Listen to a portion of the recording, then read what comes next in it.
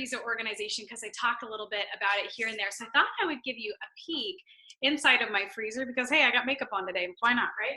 All right, so let me show you. This is the freezer inside of our house.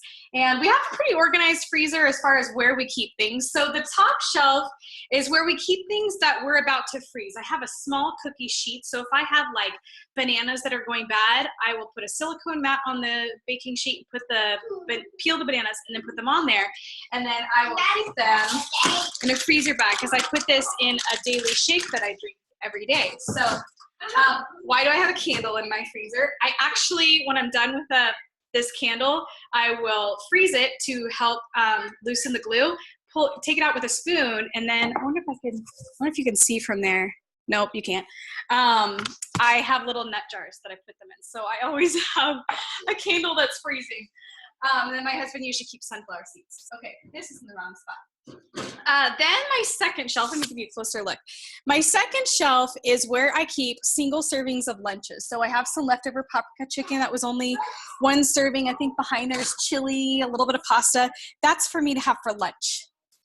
Then down here on the next shelf are kind of the larger items. We have flatbread that we always like to have on hand for a flatbread pizza. Oh, my husband's so sweet. He went and got a nut jar so I can show you what it looks like. So see, it's a little, it's awesome. I love it. I keep them here. There we go. So I just have these like stacked. They look so pretty. I can have them out on my counter and it just seals in really well. I love them. Totally recommend it. You can do like for Q-tips and cotton balls in your bathroom too. So anyway, flatbread pizza. We have this amazing naan that we like to treat ourselves to once in a while. You can get it at Costco. Some just larger size meats and then my bananas. And then what I like to have here is my meat drawer. And I freeze it in freezer bags and I label it. So this is grilled chicken that I've already cooked. And I just like to kind of look at it like a filing cabinet, right? So I just have it like that. And there's some smaller bags on the side. And then the bottom drawer are my vegetables. We're out so bad this week, but you know, there's corn here, peas, edamame, and also had a big watermelon that we had this summer that I just froze for a future smoothie. We need to use that out. Over here is normally where I keep bacon. So I freeze bacon. And then what I do is I cut it opposite of the bacon on an angle and use it for what we call lardon in our house. It's just if you need like little bits and pieces of bacon. So today we used the rest of ours for a corn chowder. And so we just cut it up so they're little tiny bits that we could sprinkle on top. Then right here, we have things like buttermilk. I freeze, you know, no one ever uses the whole thing of buttermilk or heavy whipping cream, right? So I get these silicone molds. That's got ice in it right now, but I freeze buttermilk so that I always have some, you know, on hand because I don't use a ton of buttermilk, maybe once in a blue moon. Or tomato paste, whoever uses a whole can of tomato paste, right? Or usually in here, I have ginger that I've peeled. And then frozen ginger cuts really well or grates really well. So I keep that in here, just those little things. Or Kerrygold butter, which we swear by. We keep a little stash.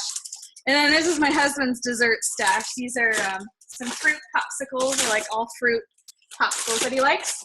And then the very bottom, just miscellaneous little bags of fruit. So that is that. Okay, so let me show you my freezer out in the garage. Now, some people say, oh, does a freezer really save money? To us, it does. Now, I will say that our freezer we like to live on the philosophy of living off of like having a kind of a 3-month supply of meals that we could live off of so that if times get tough, we have that. Well, to be totally honest, times are kind of tough for us right now. I've got to pay for my tuition and figure out a way. So right now, this is a little less, especially since we just moved to California. We didn't really have enough time to build it up before we had to start going, oh crud, we're paying for tuition. So it's a little less full than what we normally do. All righty, here we go. So let's start off with that. Okay, so basically what we do is we like to use organizers. So these are like wire racks. I think they were shower racks I got for super cheap at Walmart. I just screwed it up earlier. But anyway, they help hold our stuff. I'll talk about that in a second. Up on the top shelf are office organizers, okay? You'll see those like office supplies. You can get them pretty cheap. Find some at the dollar store. And this is where I like to keep our meats. I just press and seal like 4. If I have like pork, I'll press and seal like 4. And then I'll like all together, and then I'll wrap it and press and seal. I don't like when people individually wrap it. That's just too much. And then I might have another set of 4 that I'll wrap, and then I'll put them into like one freezer bag and label it. So I just kind of keep them stacked so I can always see, because you know what it's like. You have a freezer, you have no idea what's in it, and that's just a waste of money if you ask me. All right, I'm not gonna tell you about this because I want to go down here. So as I told you earlier, we made corn chowder. So what I did was I lay it flat in my freezer so that it can freeze. Okay, so we just made it earlier today. I labeled it. I got all the air out of it. You don't need a fancy machine for it. Just kind of like push it down, make sure there's no air, right? So I did that. Then what happens is, it's the downside of having it empty, that it moves around a lot whenever you take something out. Look how it freezes it well. So this was a lemon orzo soup that we have, and then I can just, you know, pop it in my freezer or refrigerator out there like the day before, and it'll start thawing out. Yeah, so normally they don't move around like this because we have a lot more. But you know, I've got a lasagna, I've got diced ham for some scalloped potatoes and ham that we'll probably have. There's salsa chicken that I made. I breaded some chicken breasts, and I just saved that so that I can use it for a quick like chicken parmesan on a fast night. This drawer down here is for bigger meat items. So if we find like a turkey for a crazy deal, we'll put it down here, or usually like giant bags of chicken, you know, just something that's bigger, we'll put it there. Okay, so let's move over to the door. The door's a little less like fascinating. Just like miscellaneous frozen vegetables that might be kind of overflow from the other one, like that we're sort of, like if I find frozen broccoli on a great sale, rather than buying just one for the freezer there, I'll buy a couple so that I can kind of save money. Ezekiel bread that we like to give our family. Puff pastry, I really like this.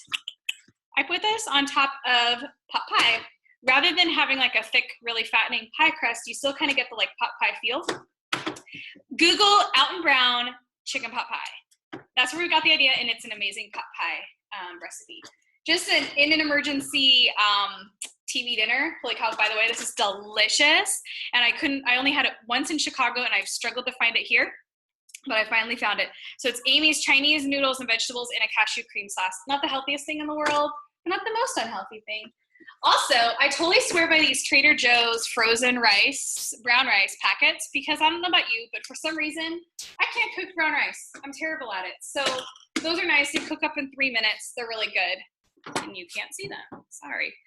I have mason jars here. Disregard them. That was a project I was trying. I was trying to freeze things in mason jars, and I broke them. So these are the ones that are surviving, but I think we're gonna just stick with our good old plastic bag system. Then up on the very top, you'll see there, we just have our butter. We're trying to wean ourselves off of, not wean, we're trying to get rid of this butter because we're really sticking with Kerrygold. It's better for you, and you don't need as much of it. So anyway, that's our freezer tour. So if you have any questions, let me know. But I also kind of want to hear your tips because I geek out on this lame stuff. So I want to know if you've got like this crazy awesome freezer, or you've seen someone's crazy awesome freezer and you have a really good idea for me. Seriously, I geek out. So I want to hear it. But if you thought this video was useful, feel free to tag someone who you think might also benefit from it. And comment below. Like, my love language is words of affirmation. So if it was really helpful, like, yeah, tell me so that I'll want to do more or like it or whatever. And also, if you want more tips and recipes and things like that, you can go to my site, fitbabysteps.com. All right, you guys, thank you so much for requesting this video, and I hope it was really helpful. Take care.